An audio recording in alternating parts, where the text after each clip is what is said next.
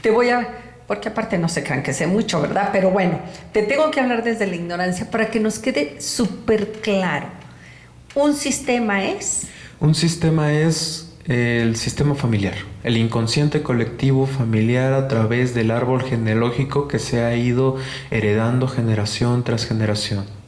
Conozca o no conozca yo a mis abuelos, a mis bisabuelos, sepa yo de ellos o no sepa. Porque al final de cuentas, digamos, yo no conozco a mi bisabuelo, pero mi abuela conoció a mi bisabuelo y mi mamá conoció a mi bisabuelo y ellas están influenciadas por él y también vivieron los traumas que él vivió de cierta manera, lo percibieron y una lo vivió distinto, otra lo vivió también distinto, pero esa información se va pasando, entonces es como... y no se va pasando de que fíjate que esto... Ándale, no. Es como estos hileras de dominó, que tiras una y aunque la primera y la quinta no se toquen, de todas maneras se cae. Y tuvo que ver la primera con la quinta, aunque no se tocara. Exacto. Entonces así funciona el inconsciente colectivo familiar, así como el inconsciente colectivo grupal. Y como la herencia de decir, pues los ojos que tengo son como los de mi bisabuela, ni siquiera la conocí, es más, mi mamá no la conoce, pero vas heredando esa parte.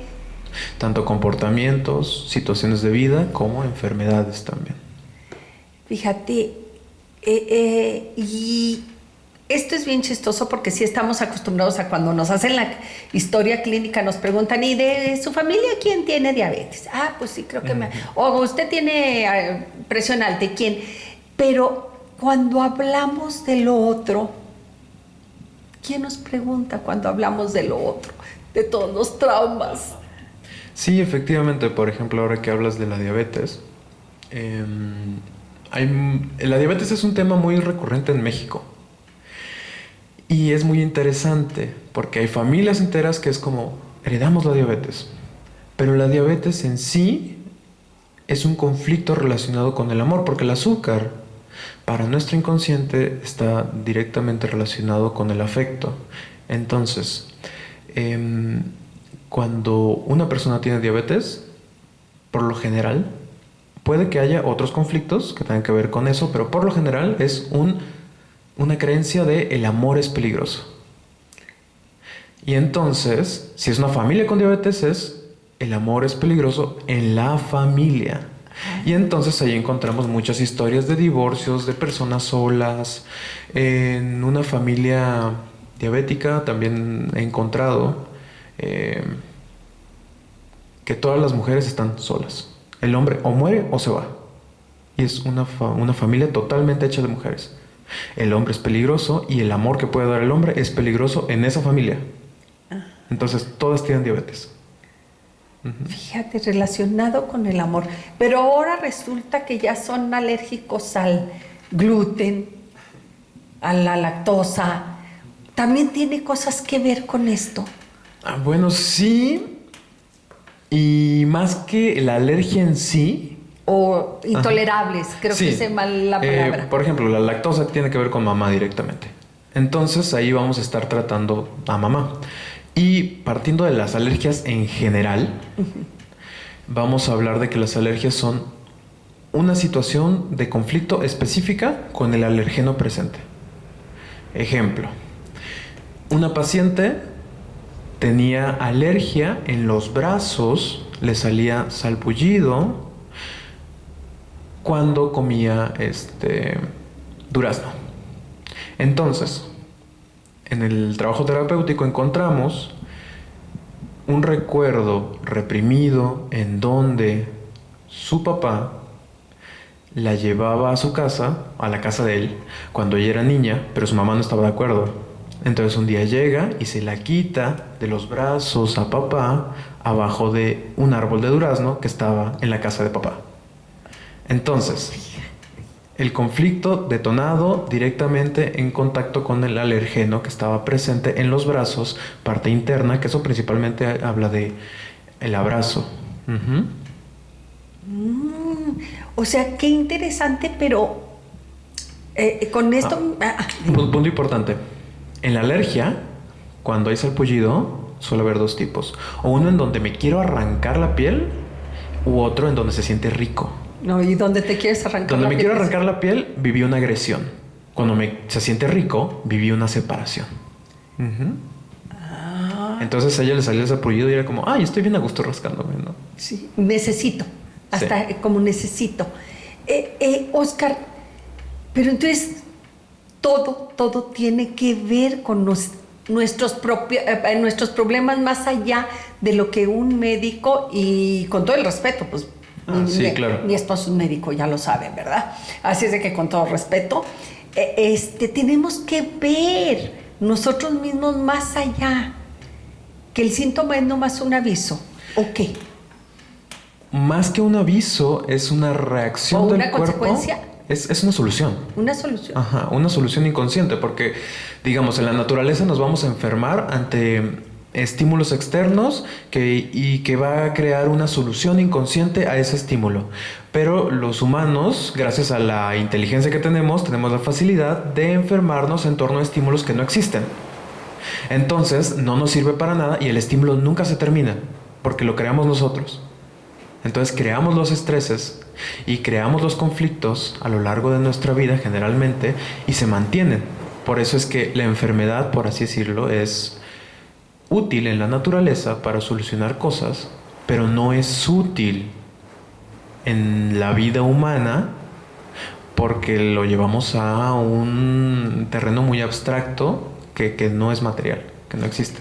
Pero aparte, llega un punto en que realmente la consecuencia ya puede ser irreversible en nuestro cuerpo. Sí. Sí, porque a lo mejor sí en una primera instancia el síntoma es una alertita, algo, pero como no le hago caso o como sigo en este círculo vicioso, pues ya me causa, y ahí nos vamos a ir a los cánceres. Sí, claro. Fíjate que el cáncer tiene tiene dos conflictos que podrían ser, pero antes de hablar de eso sí me gustaría retomar algo que dijiste en torno a la medicina. En biodescodificación pedimos un diagnóstico médico, porque con el diagnóstico médico podemos saber dónde surge el conflicto y qué es lo que vamos a trabajar. Y además no vamos a estar en contra de la medicina en lo absoluto, porque somos complementarios a esta. Ay, eso es súper interesante, porque también la mayoría creemos que se contraponen y que No, cómo para voy nada. a ir contigo si tengo mi médico, le voy a ser infiel a No, él. incluso he atendido médicos ¿Ya ven? y pacientes de médicos que me han dicho, ay, recae y recae y recae, ve que tiene. Ajá, Porque yo ya no le encuentro. ajá. ¿Por qué? Porque esto tenemos que, y el otro día yo también me tocaba discutir esto, de que los médicos curan pero no sanan. Pues sí, podríamos decir Sí, algo o sea, así. así. Sí, porque curan ya el efecto de todo este movimiento, ¿sí? Ya la lesión en tu cuerpo, pero no sanan de raíz. Muchas veces sí, sin embargo, muchas otras veces no, por el sentido de que como la gran mayoría de las enfermedades tienen su trasfondo emocional, entonces vamos a ver que el paciente sí sana en el hospital, pero recae. Y si no recae de lo mismo, recae de otra cosa. Y Exactamente. entonces muchas veces se convierten en manojos de enfermedades donde ya le extirpamos esto, pero desarrolló un síntoma de otra cosa y eso tiene que ver en consecuencia a que no se trató el problema emocional en el principio y entonces se convierte como, otra vez volviendo a usar la analogía de las filas de dominó, tiras una y quitas una, pero ya siguió la línea. Ajá. Y siguen las que siguen, y siguen las que siguen, literal, ¿sí? O sea, y conocemos personas y quizá nosotras mismas a veces es una cosa y dice uno, apenas salí de esto y ya me volvió a darle, o ya me dio esto otro, y ya salí de esto otro y ya me dio aquello, ¿sí? Y hay que voltear a ver hacia adentro. Claro. Pero retomando a los niños, porque a los niños, como todos fuimos, y pensando en que todo esto viene no nomás desde la gestación, desde antes, entonces, ¿a qué edad tengo que voltear a ver qué está sucediendo? ¿A qué edad en el sentido de hacia atrás en mi vida? No, por ejemplo, obvio, si somos adultos, pues tú dirás, bueno, pero es en los dos sentidos. ¿Hasta dónde tengo que voltear a ver atrás? Y en los niños, ¿hasta en qué momento dices tú podemos hacer algo. Ya. En los niños, por lo general, se puede trabajar desde biodescodificación, por ahí a los 15, 16 años, ya cuando tienen su estructura psicoemocional interna, su inconsciente, en torno a ellos. Ya cuando rompen ese vínculo con papá, con mamá, y se nota porque es la entrada a la adolescencia, que es me separo de mamá y entonces empiezo a adolecer, me separo de papá también, y entonces empiezo a buscar quién soy yo. Ahí en ese momento es donde la persona empieza a crear su propio ser, su propia autoimagen, y entonces ahí ya podemos trabajar en biodescodificación, porque lo otro es etapa de formación. Ahí ya diría, no, eso es mejor que se trabaje con un psicólogo infantil o tal. Porque yo precisamente decía, bueno, si hay niños que vemos problemas emocionales y claramente emocionales desde el apego con la mamá o desde la agresividad con los niños, o sea, que vemos que hay un trastorno emocional, ahí no se puede hacer nada con el niño. Sí, sí se puede, pero no desde biodescodificación. Y lo haces desde otro lado. Yo no lo hago. Sí, Safis, No, así no, hiciste no. como que Safis. No, sería un psicólogo infantil. Uh-huh. Sí. Ok, entonces esto es hasta los 15, 16 años que tengan la madurez esta de decir, ya al menos para hacer esto no tengo que voltear a ver a papá y mamá. Sí volteamos, pero digamos que ya no tan fuerte. Ya empiezo puedo, a cortar el cordón umbilical. Exacto. Sí, algo así. Sí. Bueno, yo creo que a los 15 y 16 años todos quisimos salirnos de la casa. Ajá, sí. Y yo creo que ese es este momento, ese es el ¿verdad? punto en donde ya puede trabajar usted. Sí. Cuestiones de biodescodificación, porque si no, tendría que trabajarse los procesos de desarrollo en torno a papá y mamá. Y sería otra vez regresar al sistema trabajo conjunto. Sí, pero esto ya sería otras herramientas. Más allá. Pero aquí vamos a hablar de esto que a mí me resulta apasionante, el pensar, cuando queremos cambiar de actitud, Oscar, se me hace apasionante la biodescodificación, pero yo digo, si nos cuesta tanto trabajo, una simple rutina, romper con algo que dice uno, quiero romper con cualquier cosa, desde el que el vaso lo pongo de un lado y ahora lo quiero poner de otro lado, nos resulta imposible, desde levantarnos, cambiar de lado de cama. A ver, cámbiese de lado de cama. No, toda la vida y llego yo a otro lugar y no, tú acuéstate allá de aquel lado, no. O sea, cosas rutinarias nos cuesta tanto trabajo que pareciese que no tienen impacto en nuestra vida, que no tiene nada que ver. Entonces, ¿cómo cambiar esa codificación? Es cómo. Y esa es una pregunta muy interesante porque en realidad la creencia de que es muy complicado es eso, es una creencia. ¿Y por qué es complicado? Porque digamos que el patrón que yo sigo, el trauma que tengo, es como una vela que está encendida en mi interior. Y entonces esa vela está constantemente encendida y yo paso la mano y me quemo.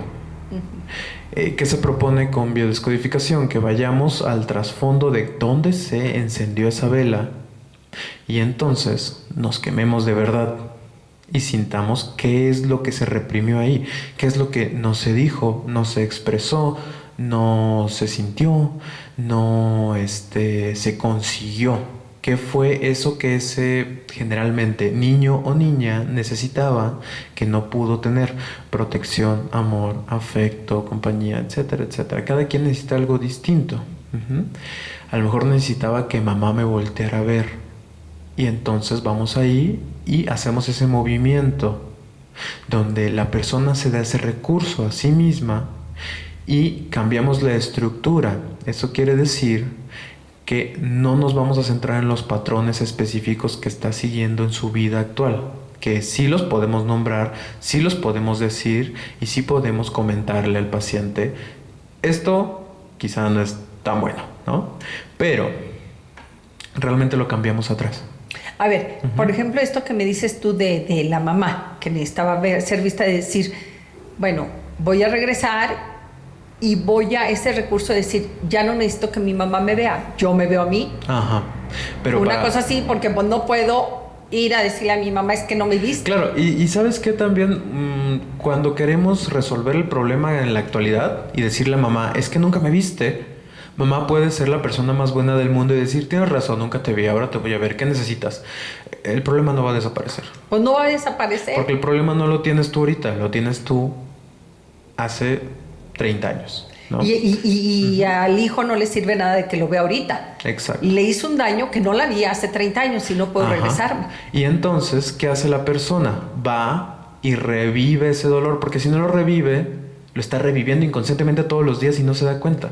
Pero ya no necesita revivirlo con la mamá. No porque con la mamá presente. No le va a servir de nada. O sea... Sino en un proceso terapéutico podemos hacer una regresión, podemos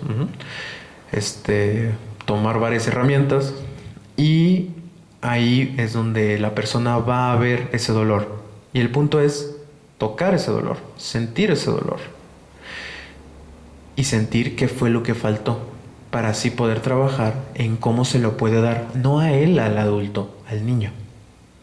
Y el niño necesita cosas muy simples, un abrazo. ¿Y quién se lo va a dar a quién? Eso varía. Depende de la situación del paciente, pero siempre terminamos en un yo me lo doy a mí mismo. Ok. Porque al final tomo las herramientas y me doy cuenta de que ese afecto de mamá, en realidad, era ese afecto que estaba aprendiendo cómo poder tomarlo en la vida y cómo ejercerlo yo mismo, conmigo mismo. Pero si se lo decimos así, pues es como muy complicado, parece trabalenguas. Sí. Ajá. Pero yo creo que esta es una situación que tú te has de topar en el consultorio. Para nosotros las mamás, siempre las mamás vamos a ser responsables de todo. Afortunadamente yo les digo que soy la responsable de todo en mi casa porque justifico mi presencia, no te creas. O sea, pero esto es real, o sea, sabemos